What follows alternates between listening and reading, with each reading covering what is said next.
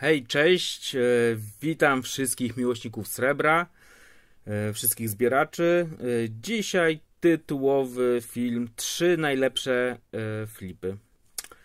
Taki filmik do dyskusji, mam nadzieję, że się wywiąże taka dyskusja, co się opłaca inwestować, co kupować, w co wkładać swoje ciężko zarobione pieniądze.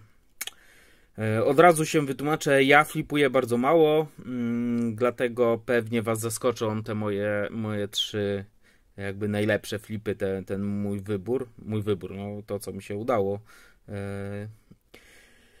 I cały czas jestem w fazie kumulowania, więc tak naprawdę rzadziej się sprzedaje niż częściej raczej kupuję cały czas.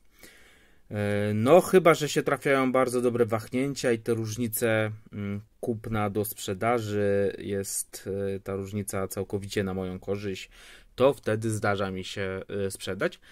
Poza tym też troszkę sobie poflipowałem, żeby zobaczyć no jak rynek reaguje, gdzie mogę sprzedać te walory, żeby potem na łapu-capu nie szukać.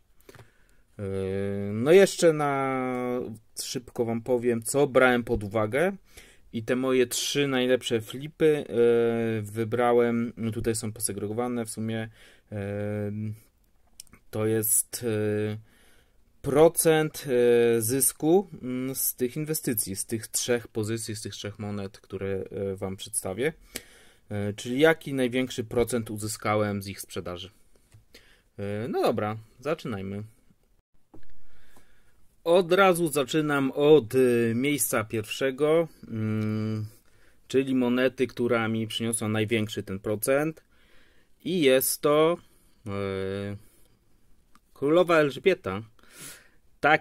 Taka dziwna pozycja, która została wydana, 1 uncja srebra, wydana na 70. rocznicę panowania właśnie Królowej Elżbiety. Jako że miałem duży sentyment do Królowej, zakupiłem sobie wtedy na pamiątkę 2 takie monety. Jedną dla siebie, drugą właśnie na sprzedaż. No i tutaj emitentem w ogóle są Kajmany, więc to też, kurde, nie żaden Royal Mint. No, ten wyobrażenie popiersi, które przedstawiane są na monecie, zostały szeroko opisane, na przykład u moneciarza na kanale możecie usłyszeć, że są to pomylone te wizerunki. Natomiast no, mi się podobało, kupiłem 2, tak jak powiedziałem. No i co? No i tydzień dosłownie później usłyszeliśmy o niestety śmierci królowej. Wszystko dosłownie, co było związane z Elżbietą, wystrzeliło w górę. Także ta moneta. Na eBayu ceny dosłownie poszybowały. Taką maksymalną, jaką widziałem, no to $217, czyli ponad 1000 zł, przeliczając na polskie. No mnie się tej sumy nie udało uzyskać, no ale wystawiłem na sprzedaż. Wystawiłem na sprzedaż na aukcji internetowej. No i co? Liczby. Kupiłem obydwie monety, znaczy liczymy jako jedną. Kupiłem za 143 zł za uncję. Wystawiłem na internetowej aukcji. No i tak jak mówię, ceny za eBaya nie uzyskałem, ale cenę jaką uzyskałem na polskiej licytacji 260 zł. Różnica między ceną zakupu a ceną sprzedaży 117 zł, a to daje nam 81,82% zysku. I to jest mój najlepszy flip. Do dzisiaj właśnie mam sobie tą jedną, zostawiłem na pamiątkę. No i co, tylko żałować, że nie kupiłem ich więcej.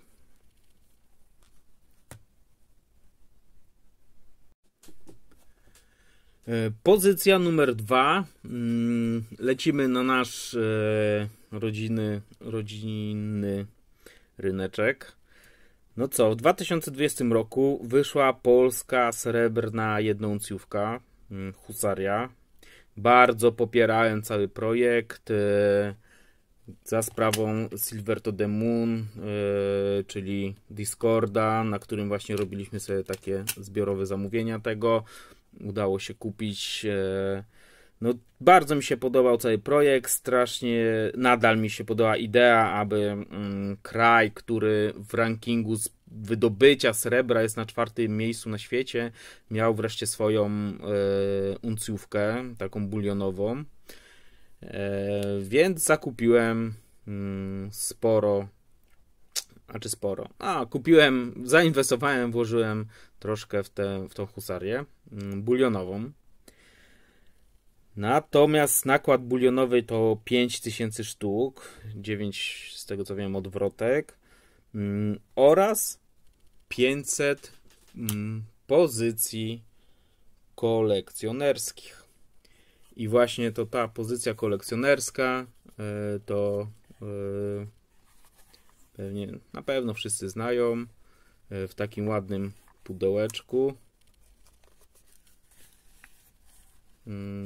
Nie będę już się skupiał dokładnie na wszystkim odnośnie monety, bo tutaj chodzi nam w ładne pudełeczko z tym pierścieniem. Każda z 500 pozycji numerowana. No i także udało mi się zakupić w tej pierwszej cenie właśnie dzielki Silver to the Moon. I to jest flip numer 2 u mnie.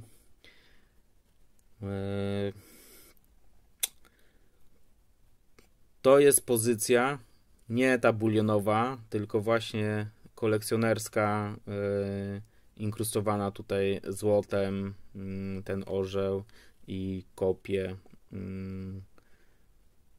tych husarów. Kupiłem ją za 350 zł. Cena sprzedaży osiągnęła wartość 600 zł, czyli różnica to 250 zł. Procent zysku wychodzi 71,43%. Pozycja numer 2.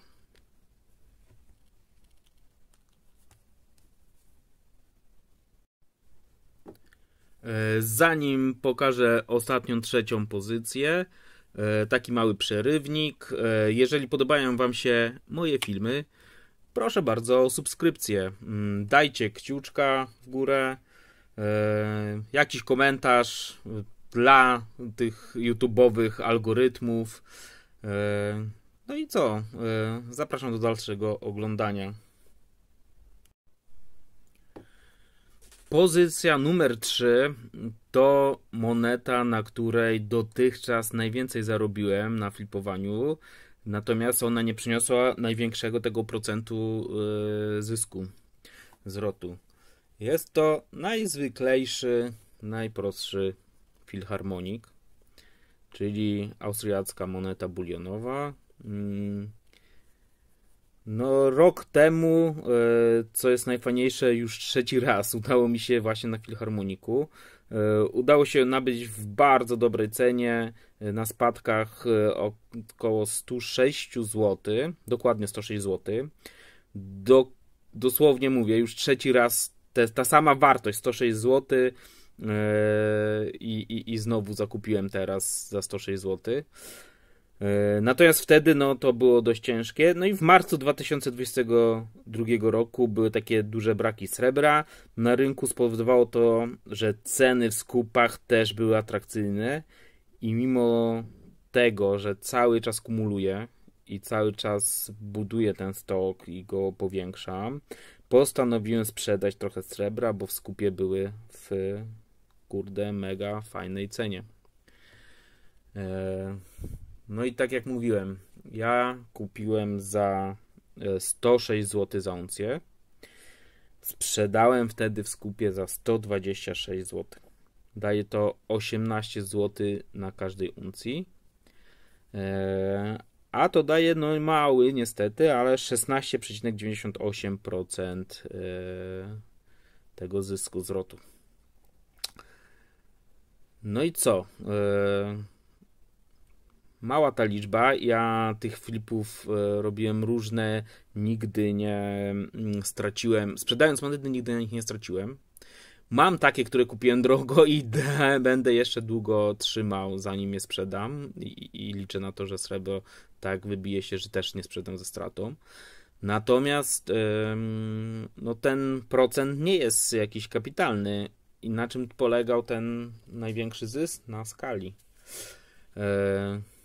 To była nie sprzedaż pojedynczej uncji, tylko no całej tuby tutaj pustej. Ale wtedy wychodzą już fajniejsze pieniążki.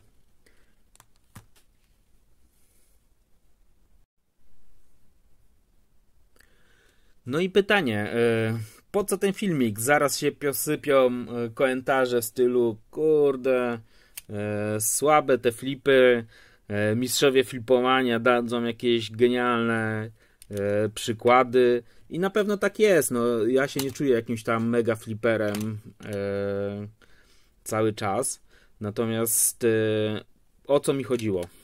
I bardzo fajnie się ułożyło, że te 3 flipy to można powiedzieć 3 różne typy monet. Moneta kolekcjonerska. No ta też raczej kolekcjonerska, no ale można też zapytać, czy chodzi o jakieś serie. No to akurat zakończona seria, ale można też się bawić w serię. Czy zwykły bulion. Co da większą tą stopę zwrotu?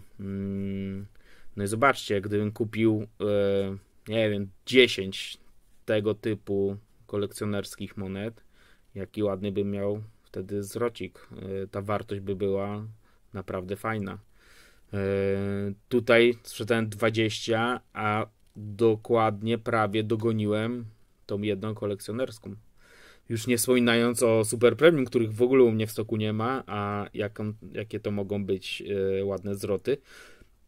Natomiast nadal nie jestem przekonany, bo nie znam rynku, kto by miał to kupić. Nie znam tego rynku kolekcjonerskiego na Super Premium. Ja nadal będę inwestował w zwykły bulion, dlatego że on jest bardzo łatwo zbywalny. Ma przenieść mi wartość tego pieniądza w czasie, ale raz na jakiś czas będę się bawił w te kolekcjonerskie czy w jakieś takie wynalazki. Co z seriami i takimi właśnie wrzutami jak choćby ta Elżbieta jubileuszowa. Można trafić, ale można nie trafić. Tu akurat chodziło o to też, że cena wtedy była taka jak prawie tam 10 zł droższa niż zwykły bulion, więc nie ryzykowałem jakiejś wielkiej straty, gdyby to się nie urosło. Natomiast no urosło to akurat wyjątkowo. Ale tak samo z seriami możemy trafić, kupić za większe pieniądze jakieś monety z serii i nagle się okazuje, tak jak chociażby tutaj z Wiktorią, która jest jedną z moich ulubionych monet, ale została przerwana. Nie ma już kontynuacji tej serii. Mam dwie pierwsze